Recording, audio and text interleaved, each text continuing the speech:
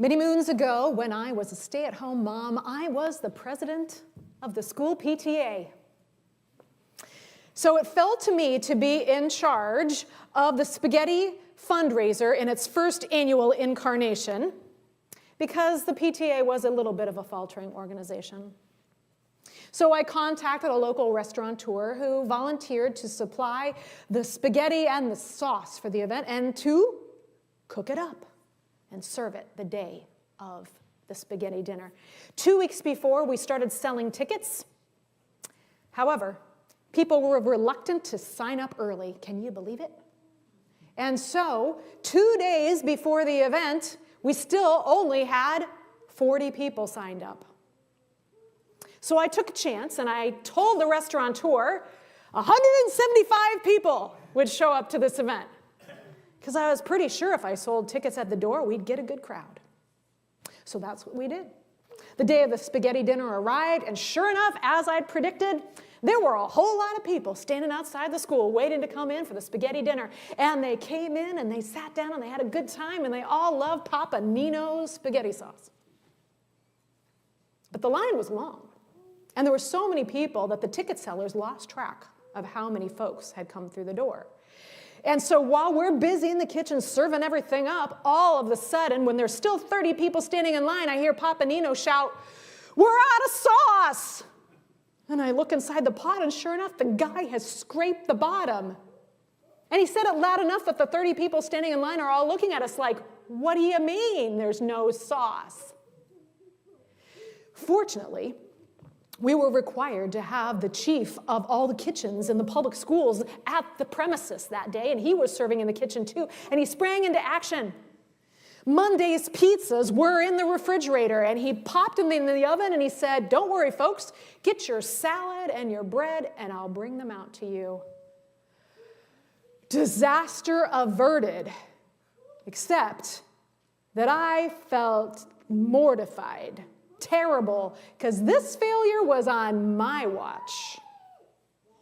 All I could think about was that empty pot of sauce and those butts of bread and that little scraggly bit of salad left over and the looks on people's faces. I wonder if the situation could have been the same at the wedding of Cana if Jesus and his mother Mary hadn't stepped in. Here's what you need to know. Running out of wine at a wedding was a terrible social gaffe. And in fact, it was considered an insult to the guests, who, by the way, were pretty much the entire town. You were expected to invite everybody, and you were expected to entertain them and feed them for days, almost up to a week's period of time. This was a big deal. And somehow, this host had really messed up. However, Jesus and his mother spring into action, like that kitchen supervisor. The empty jars, which usually were for water and purification rites, the empty jars, which would have been a sign of shame and mismanagement, become a sign of potential. At Mary's prompting and Jesus' command, great jars of water become rivers of wine. And what would have been a disastrous failure becomes a miracle. I think the same can be true for us. We look around at our lives and our world, and we see a whole lot of needs. There just does not seem enough time, energy, resources, or personnel to go around. The problems seem insurmountable. Jars stand empty. We scrape the bottom of our pots. Disaster seems close at hand. And yet, this is precisely the time when Jesus steps in, not just to provide what is needed, but to provide abundantly, to provide more than just the minimum in quantity and in quality beyond expectation. And not only that, to provide surprise joy, merriment in the face of scarcity.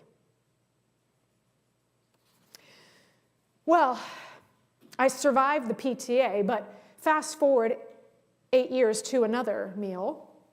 This time, I'm taking the confirmation class out in the suburbs where we all live, into the city to serve the community meal at Grace Lutheran Church. So the parents piled the kids in the car and we all showed up. We were going to cook and serve. It was Sunday, the meal's on Friday, so this was the cooking and get acquainted day, and we'd come back on Friday. And we arrive at the church, their leader greets us, shows us around the kitchen, then says, okay, go ahead and bring the food in. Bring the food in? I think there's been some mistake. I thought you all were providing the food. I'd done this times before, and they had always provided the food, but there was some kind of miscommunication. They thought we were bringing the food, and there was not one scrap of food in anybody's car.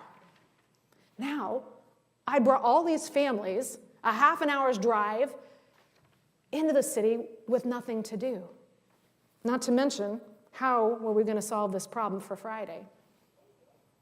Well, again, people spring into action, and this time it's a mom who says, I've got this really great recipe for taco casserole. And the leader at Grace says, no problem, I'm happy to come on Friday. Usually the cooking happens on Friday anyway. I'll open up for you and show you around. And the parents were all like, we're really glad we're here today because now we know where to come on Friday. And everybody was like living up to the name of the church, which was Grace Lutheran Church. Grace for me, grace for the situation, completely making it work. It was a lot, like those jars of water turning to wine, providing, in the midst of emptiness, in the midst of failure, for a mighty feast, more than what was called for or expected.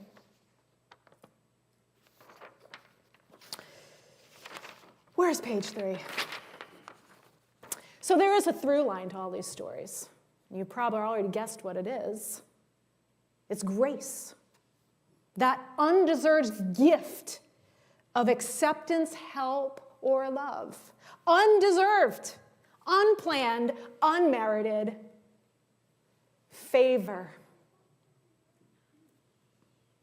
The empty pots and jars could have been seen as a sign of serious failure, but they were an opening for someone else to show me grace, to feed people, to serve. That's a miracle.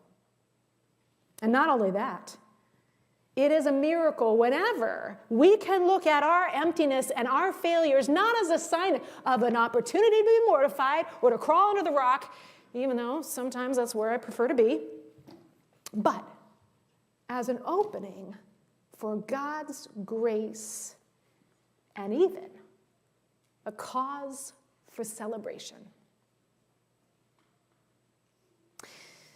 The opening line of the Gospel of John, the opening prologue, states this: from Christ's fullness we have all received grace upon grace. That's what this story of the wedding of Cana is about. It's what the whole Gospel of John is about: giving and receiving grace, an unmerited gift of favor. I think it's a message we need to hear this week. A week in which some will celebrate and others will lament tomorrow's inauguration. A message we need in a week where there is a ceasefire in Gaza, but there are still Israeli hostages that need release and medical attention, and almost 2 million Palestinians who have been uprooted from their homes and need food aid. As a species and as individuals, we need to give and receive grace. Our future depends on our ability to see deep humanity in others. The only time we fail is if we act as if we have to provide everything ourselves. When have you had an empty pot situation? Could it be that God is calling you right now to re-envision that emptiness as a sign of potential? Could this be an opportunity to give or to receive grace? From his fullness we have all received grace upon grace. May we be granted eyes of faith like Mary to see potential amid the emptiness and the courage to follow Jesus' command that we may live God's abundance this week and always. Amen.